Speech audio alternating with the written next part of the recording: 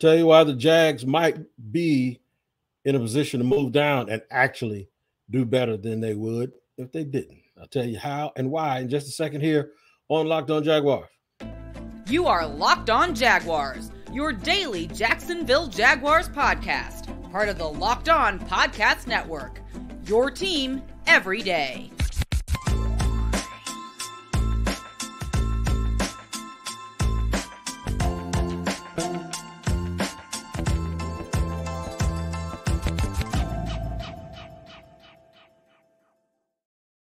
For joining me, Tony Wiggins, the host of the Locked On Jaguars podcast, where it's your team every day, and we thank you for making us your first listen. Quick reminder that we are free on YouTube, where you can subscribe on our Locked On Jaguars YouTube page and make sure you catch the audio of us every single day. Now, you also can check and make sure we're available wherever you get your podcast. Audio-wise on all platforms, we're there too. Make sure that you tap in. And today's show is sponsored and brought to you by FanDuel. FanDuel, make every moment more. Don't miss the chance to get your no-sweat first bet up to $1,000 in bonus bets when you go FanDuel.com/locked-on. A lot to talk to you guys about today. And one of those things is we did a podcast earlier this week about the Jags possibly being close enough to move up and snatch a guy and worrying about who might fall to him in the draft. Well, there's another scenario, and that scenario is a lot of people fall to him and they decide that they're going to fall back and use extra picks that they get this year to strengthen themselves for their new draft and develop strategy that they've come up with. One that we don't mind that, as long as, it's done the correct way, we won't have anything to say about it. But there's a lot there. And what I mean by that is that the Jaguars set their realistic board based on need. And they look up and all of a sudden, when you get down to pick 24, and it's a who's who of we're not taking, okay, well, who fell to us? It's like, well, it's a who's who of who fell to us, because more tight ends or two running backs possibly, and guys that you didn't fit, John Michael Schmitz and Joe Tippmann, centers get picked early, because you never know how the draft goes. Every year it tells you it's one way, and all of these mocks look just alike. And then on the actual draft night, nothing looks like that. And that's why I'm bringing this up, because on actual draft night, usually nothing looks the way you thought it was going to look. So what happens is, what happens if the Jaguars get to that point and 12 guys that they like are on the list, and they're having to choose like which ones. Forget about positions and that variance. Let's just say there are 2 or 3 positions where they're looking for certain players, right? And a whole bunch of guys that they like, and maybe 1 or 2 guys that they didn't think were going to be there are still there, and they have to weigh that. What would be the advantage of them moving backwards? I'll explain that. We're going to explain that in segment 2 and 3 combined. But another thing that we're going to explain is I'm going to look at 2 of the most popular draft publications.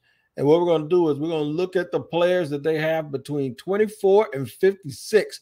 And we'll figure out how can you get 3 of those guys as opposed to 2. And would you be happy? Now, these boards are drastically different. In fact, I might pull up Daniel Jeremiah's too, because he has a top 50. So we don't get to all of his picks, but we'll try here. We'll try to get to his top 50. It doesn't matter because he's not picking all the way through 56, but still, we'll still manage to see enough that will allow us to understand exactly what it is that Daniel Jeremiah even says compared to the other 2. And I know the other 2 of places, I'm not going to mention them, but you guys know who they are, because I know you know who they are, because I see you using them on Twitter all the time when you do your mock draft. So we're going to go through that. We're going to see how that turns out. We've got to talk about this other little part. And what I mean by that is, I always say we don't like people to try to win the press conference or to win the narrative of draft day. And you don't want to win at the podium, you want to win on the field. The first thing we have to do is we have to understand that this comes from a place of me understanding that draft day and draft night is so fun. Personally, I liked it better when they did it on Saturdays. I like taking those Saturdays, cutting hair half the day, being able to be at the first pick at about 12 after cutting hair from 7 to 12, and then going and kicking back with hundreds of thousands of people who you only meet sometimes on social media, having some cold ones, eating some wings. I loved it when it was Saturday. It was a 2-day event. It was Saturday and Sunday. Obviously, the league wanted to make some money and do things differently, so now it's on Thursday night. We all got to work the next day. Usually when it's Thursday night, even when the Jaguars are picking early, I'm still at work until 1 o'clock in the morning because I was at the stadium. The Jags are picking late now. They're picking no earlier than 24th unless they make a trade. I would guess that that's somewhere after 10:30, maybe close to 11 o'clock, or we're getting around that area, right? It's fun, it's festive, but it's work. And last year I left the stadium at 1:45 in the morning. That wasn't any fun. I had to get right up about 5 hours later and get right back on it. And nobody wants to hear nobody complain about no sleep. But the one thing I will tell you is that one of the things that is going to be interesting is if they move backwards, if they decide to move backwards, how do you invite 20,000 people to a party at a stadium, right? And everybody's drinking and everybody's eating and everybody's festive and they're looking at that board, and what they're wondering is, oh man, this guy's falling. He's falling. We're going to get him, right? We're going to get this guy. He is falling to this position in the draft. And then they say, there's been a trade. The Jacksonville Jaguars have traded the 24th pick to some team that has a pick tomorrow, right? Not later on in the day. Some team that has a pick tomorrow for that team's third-round draft choice as well. If it's too late, if it's real late in the second round, you'd hope that it's more than that, right? But if they back up 8, 9, 10 spots and they get to the very top of the second round and they're willing to sit there and they get a third and a fifth, right? And you're sitting there saying that still means they're only going to get 2 players between that point and 56. Does not necessarily mean that. They could keep those 2 picks and then take their third-round pick along with the 5th-round pick or the extra pick that you sent them, use that and move up into that 40 range, right? So the Jaguars could essentially have a pick in the 30s, the 40s, and the 50s. Who could some of those players be? And would it matter to you if you spend all your money going to the stadium, having a good festive time, and they don't pick anybody on Thursday night? Remember, it's about winning on the field. It's not about winning that night. It's not about winning at the podium. Start putting that in your mind that might happen and that might be. I'm not telling you not to go to the party. By all means, you want to drink beer and eat chicken wings and pizza, you go do it. You want to have fun with your friends and you want to dress up in Jaguar stuff and gold shoes and all that. I do not have a problem with it. But you better be prepared and be ready for the thought that the Jaguars just might have you wishing they'd pick somebody that night, but you'd have to wait till the next day. We'll tell you more in segment 2. We'll start mentioning who some of those players are and who they could be, and maybe that'll make you feel better. We'll do that in just a second here on Locked On Jaguars. After I let you know, today's show is sponsored by FanDuel. The NBA playoffs are almost here. It's 2 games to go, and it's the perfect time to download FanDuel, America's #1 sportsbook, because new customers get a no-sweat first bet up to $1,000. That's bonus bets back if your first bet does not win. Just download the FanDuel Sportsbook app. It's safe, secure, super easy to use. Then you can bet on everything from the money line, the point scores, and threes drained. I am a Kevin Durant fan, and I am hoping they're going to have a first-round contest against somebody like Golden State or the Clippers. So it's going to be real entertaining for Phoenix.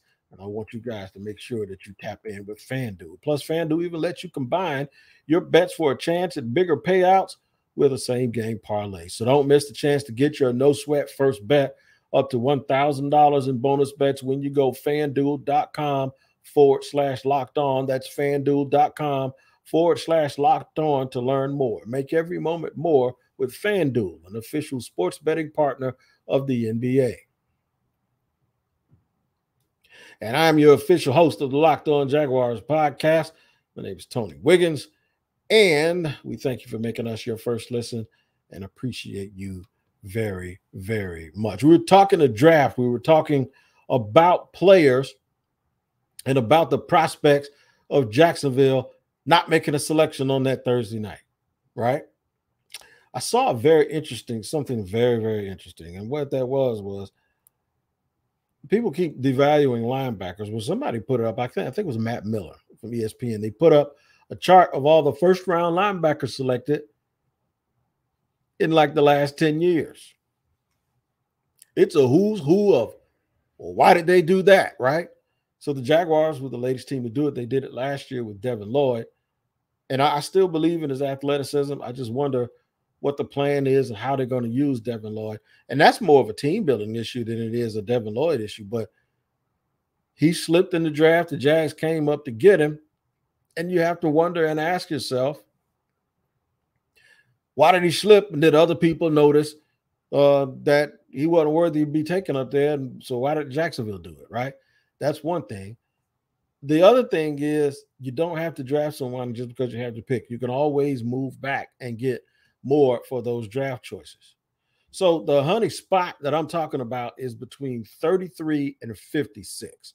So the Jaguars have 24. The question is can they somehow figure out a way to get 3 picks between 33 and 56 without giving up assets from next year's draft? Next year's draft, I wouldn't trade any picks away from next year's draft because next year's draft, in my opinion, is going to be super, super strong because it has 2 quarterbacks that people believe are franchise quarterbacks. It'll be 2 guys that'll be sort of on Trevor Lawrence territory, right? Kind of, right? One of them, the Williams kid, they might think that he's better than Trevor. There's also a premium left tackle. There should be, I don't know if this is going to be a fact or not, but there should be a premium corner in Travis Hunter if he develops the way people think he should develop under Deion Sanders out in Colorado. And well, Travis not even available to come out next year. So Travis Hunter will be a true sophomore. So no, he's not available. But there are other really, really good corners out there that there'll probably be a premium corner. If I go through and think about it, there are probably some previous premium guys. I'm talking about Dallas Turner. Dallas Turner is the one. I got a whole name of list here, and I put Travis Hunter. Dallas Turner from Alabama, I think, will be one of those guys that's going to have the type of year, along with Jared Verse from Florida State, where there will also be premium pass rushers that will have those top 10 type feelings about them, right? So the quarterbacks alone make the picks next year super, super valuable. Even if you don't need one, that means it just makes everything else trickle down.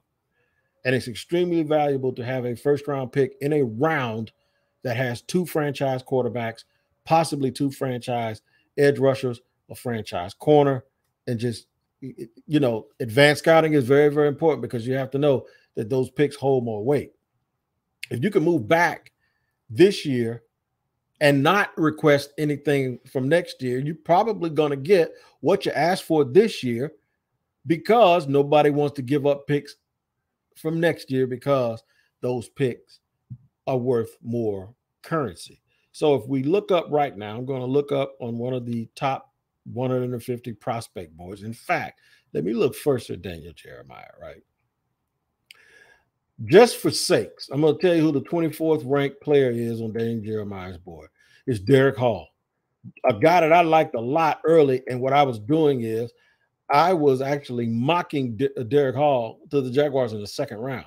Well, the draft process and the dog and pony show, the combine and these private workouts, well, that got rid of all of that stuff because Derek Hall is now, some people expecting him to go super early. He might not even get to the Jaguars at 24. But I am looking here beyond that pick for Daniel Jeremiah. And I got to scroll real slowly because there's a whole bunch of pictures. It's not just names. Brian Branch is right behind him. So if you look up and see Brian Branch, Michael Mayer, Joe Tipman, Jahmyr Gibbs, Will McDonald, Trenton Simpson, not necessarily need, JSN, Jackson Smith and Jiba, and he won't be here. I respect Daniel and his board, but he won't be here. Darnell Wright, I don't think he'll be there. Drew Sanders for a team that needs a linebacker. Quentin Johnson, Luke Musgrave, Steve Avila, Osiris Torrance is 37. Felix and a DK Uzoma, who I really love Felix. BJ Ojolari, these are a lot of names. Keely Ringo, there's a lot of names right here. Zay Flowers, he won't be there. Deontay Banks, we've talked about him. The thing is, Brian Bursey, there are a lot of names. Zach Charbonnet, a lot of names that we keep hearing and seeing mocked. Sam Laporta to go way before the Jaguars' second pick. But there's a lot of names I just named, like Mozzie Smith is here. He's at 49. There's a lot of names. Dallas, Davis Allen. There's just too many people that you think that's where the hot spot is. So what if the Jaguars were able to finagle themselves up and get three of those guys and still hold on to a fourth-round pick, right? So they'll have 4 shots at it before fourth-round pick 56. Before pick 110, they'll have 4 shots at it. You think that that'd be very, very good, right? Consider the Jaguars also will likely realize that they do have a couple of extra picks and compensatory picks from last year. We're going to look at another one real quick, and we'll see how the variance of names goes. The 24th pick, ranked player, and this doesn't mean this is the draft, this is how they're going to go, but I'm starting at that spot. Anton Harrison from Oklahoma, Will McDonald, Broderick Jones, Bijan Robinson, Mike Mayer, Zay Flowers, Jordan Addison, Emmanuel Forbes. You're starting to see some of these names. Felix is back there. Mozzie Smith is there.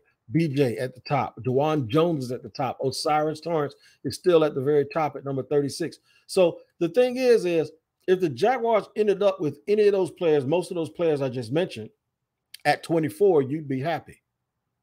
So if you could move back a little bit, get one of those same guys, have an extra third and a fifth,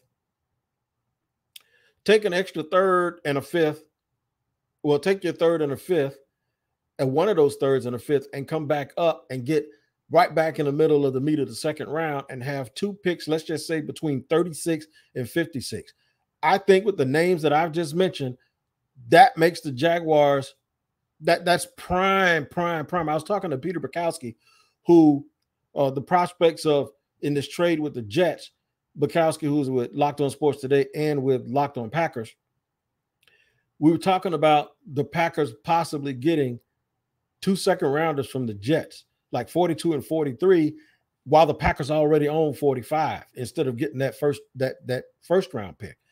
And I said, it's insane to imagine a team having picked 42, first of all, keeping their own first-round pick, which is number 15. Even if they don't get the 13th from the Jets, but they get 2 twos. It is insane to think that someone can have a pick 42, 43, and 45 in this draft, where quite naturally and quite frankly, the difference between player number 25 and player number 50, it ain't that big. I think you need to hit the hot spot. If you're that team that's depending on young players and developing, well, you don't need that one. You don't need to trade up for Will Anderson. I think you need to trade back and plant yourself right in that hot spot that we're talking about and getting 3 of these players. Wish list. Who are these guys we're talking about? who would the 3 players be if I had a chance to have my wish list? Who would the 3 players be that the Jaguars would take? I'll tell you about all of that in just a second here on Locked On Jaguars in the third segment. All right, getting ourselves together here for the third and final segment, making this push towards the NFL draft. I'm going to tell you the 3 guys I'm going to use. Okay, I'm going to tell you, I'm going to use a board that I haven't used yet, and I'm going to look at 3 guys in that area. So I gave you an idea with Daniel Jeremiah, another really, really popular site that everyone uses. Now I'm going to use the other popular site that everyone uses. I'm going to use their big board to tell you some guys that are available at 24 and where I'm going from 24. The number I've hit is 36. So we're going from 36, from 24 to 36. We're going to take some later capital along with something they gave us and get ourselves up. So let's just say if we're at 36 and we have 56, I'm going to split the difference and say 46. So we have 36, 46, and 56 on this draft board. And I'm going to go through some of these players. By the way, if you need to know more about the players that I'm talking about, make sure you tap into Locked On NFL Scouting with the draft dudes, Joe Marino and Joe Krabs, with Joe Marino and Kyle Krabs. They do it like nobody else on the Draft Dudes podcast, which is Monday through Friday, and it's a part of the Locked On Podcast Network. Make sure you make that your second listen and tap in to that. Now, one of these guys I mentioned actually had something to do with this big board too, I believe. So that gives you an idea of both of them might have had something to do with it. I know for a fact one of them had something to do with it, right? So on this big board, this doesn't mean in a mock draft. This big board starts out at number 24 has Brian Bresee, Zay Flowers. There's Derek Hall again sitting there at number 26. Brian Branch, Lucas Van Ness, Luke Musgrave, Keely Ringo, Darnell Washington, Josh Downs. With the exception of the wide receivers, Orion, Emmanuel Forbes, Dalton Kincaid, those guys alone, with the exception of the receivers, everybody and their brother will be happy to have any of those guys be Jacksonville Jaguars, right? But we're going down to 36. We're going to skip 35, which is Trenton Simpson. We're going to 36 on this big board. The first name you'd love to have is Julius Brents. A lot of you people have talked about Julius Brents. There's Osiris Torrance at number 37. Joe Tipman is at 38. Keon White. Ooh, we talked about Keon White a lot on this podcast. DeJuan Jones is there at 40. All right, so you pick 46. I'm going to name everybody else who is on this list from 41 to 45. Drew Sanders, Jalen Hyatt, Anton Harrison, DJ Turner, Jordan Battle. I'd say 80% of that list, this team would love to have. But if faced with everything that I am faced with, even considering the depth that the Jaguars has just added on their offensive line, I'm doubling down and I'm going to get me a big 340-pound starter or 330-pound starter in Osiris Torrance. I am bringing Osiris Torrance from Gainesville to Jacksonville, and I'm making Osiris Torrance the Jaguars' first pick. Nobody's going to be mad because I heard he can even bounce out the right tackle if I have to. So that gives you the versatility, but it gives you the talent, it gives you the size, it gives you the girth, it gives you the nastiness, it gives you a people mover. So let's go down here to 46. Osiris Torrance is the first one. The first player at 46 is Marvin Mims. I told you we ain't trying to holler at these wide receivers. Clark Phillips is interesting. I did not like his athleticism and his workouts, but his tape says that he can play the slot. We ain't worried too much about that. Now, for this list, there's a guy here that I don't think is going to be here. His name is Darnell Wright. Could they? Could they do it? Could they double up on the offensive line with two 335-pound guys and just create a situation of pure and absolute overkill? I wouldn't do it. I mean, I might do it, but you guys will get mad at me if I do it. So we go all the way down to guys that are there prior to number 56. Ooh, y'all going to like number 56 too. Y'all going to already like number 56. So between 46, you got Marvin Mims,